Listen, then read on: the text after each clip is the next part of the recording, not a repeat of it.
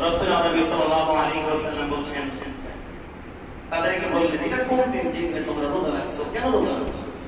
ইহুদিদেরকে জিজ্ঞেস করেছেন।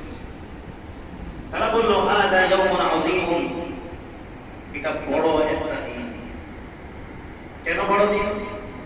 আনজাল্লাহু ফীহি মূসা ওয়া কওমা, এই দিন আল্লাহ সুবহানাহু ওয়া তাআলা মূসা নবীকে এবং তার সম্প্রদায়কে মুক্তি দিয়েছিলেন ফিরআউনের কবল থেকে। ওয়া গাররাকা ফিরআউন ওয়া কওমা, ফিরআউন এবং তার সম্প্রদায়কে আল্লাহ তাআলা সেই নদীতে আল্লাহ তাআলা ডুবাইয়া তাদেরকে ধ্বংস করে দিয়েছে। ফাসামাহু মূসা শুকরান, এইজন্য মূসা আলাইহিস সালাম শুকরিয়া আদায় করা বশত তিনি এই মুহররম মাসের 10 তারিখে তিনি রোজা রাখেন। এইজন্য আমরা রোজা রাখি। আল্লাহর হাবিব সাল্লাল্লাহু আলাইহি ওয়াসাল্লাম বলেন, নাহনু আহাক্কু ওয়া আওলা বিমূসা মিনকুম, আমরা তোমাদের চাইতে মূসা নবীর অনুসরণ, আমরাই তোমাদের চাইতে বেশি হকদার। তোমরা কি অনুসরণ করো? আমরাই বেশি হকদার তার অনুসরণ করা। তখনও রোজার বিধান ফরজ নাই, তখনও রোজার বিধান কি হয়নি ফরজ। রোজার বিধান ফরজ হয়েছে দ্বিতীয় হিজরি, প্রথম হিজরি সনের আলোচনা। তখনও দ্বিতীয় রোজা এখনো ফরজ হয় নাই।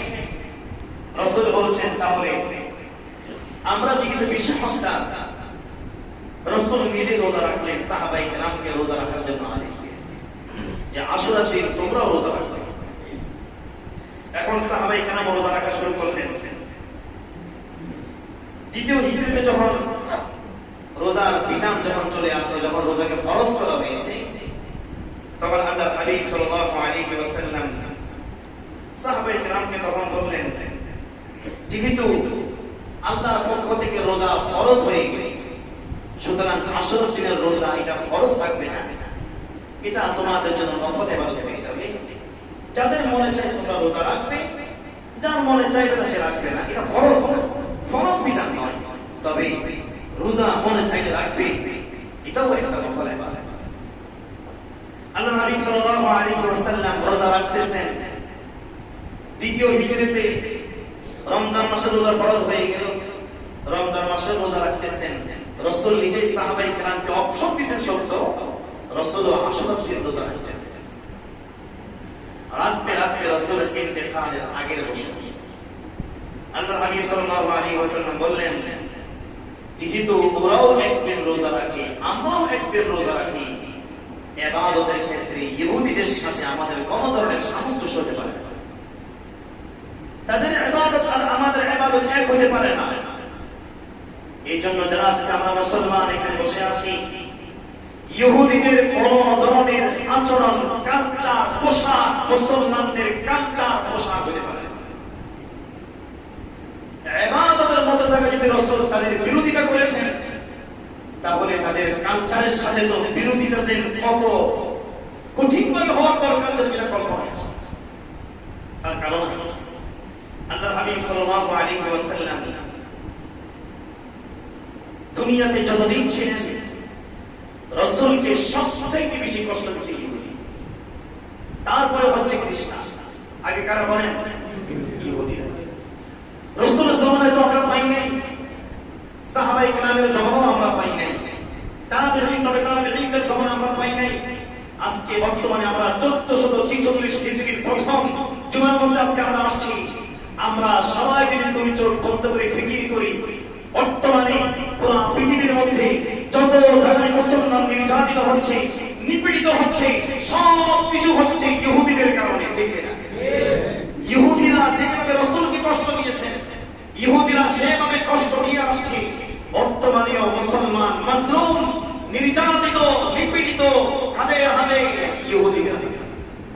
যার জ্বলন্ত প্রমাণ হলো ইসরাইল দখলদার, জালেম। আজকে তাদের তত্ত্বাবধানে তারা হচ্ছে ইহুদি সম্প্রদায়। তাদের হাতে আজকে মুসলমান মাজলুম, তাদের হাতে আজকে মুসলমান নির্যাতিত। কত ভাইভাবে মুসলমান নির্যাতিত আজকে নেটের জমানায় আমরা সব একজন ঘুমন্ত মহিলা যে তার নিজস্ব বাসস্থানে শুয়ে আছেন, তারা বলল বাড়ি ছেড়ে দাও। উনি বললেন আমার নিজস্ব বাসস্থান আমি ছাড়বো কেন? ঘুমাই গেলেন সালাত আদায় করে। ওই ইহুদিরা শিকারী কুকুরকে তার পিছন লিখিয়ে দিয়ে দিয়েছে। এই জামানার ইতিহাস। সন্তানকে তার মার কোল থেকে নিয়ে মায়ের সামনে সন্তানের মাথাকে দ্বিগুণ দিকে পড়ে গেল শরীর থেকে। এই জামানার ইতিহাস। বর্তমানের ইতিহাস সন্তানের সামনে তার বাবাকে হত্যা করতেছে। বর্তমানের ইতিহাস সন্তানের সামনে নাউযুবিল্লাহ আমার মুসলিম ভাইকে ধর্ষণ করতেছে। বর্তমানের ইতিহাস আজকে মুসলমানদেরকে হত্যা করে তাদের গাড়ির সামনে মুসলমানদের লাশটাকে ঝুলাইয়া তারা আনন্দ করতেছে। বর্তমানের ইতিহাস। ইহুদি সর্বকালে সবচাইতে বড় মুসলমানদের দুশমন।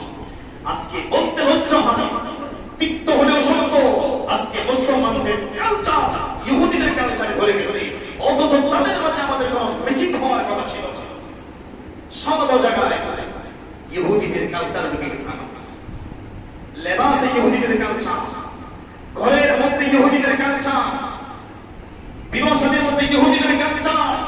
মুসলমান এই মুহররম মাসের আশুরা আমাদেরকে শিক্ষা দিচ্ছে রাসূল রোজার মতো ইবাদতের মধ্যেও তাদের সাথে সামঞ্জস্য রাখেন নাই। এটাই আমাদের জন্য শিক্ষা। মুসলমান কোন ক্ষেত্রে ইহুদিদের সাথে মুসলমানদের বিরোধী। ইহুদিদের সবচেয়ে বেশি কষ্ট দিয়েছে তার প্রমাণ কোরআনে আছে।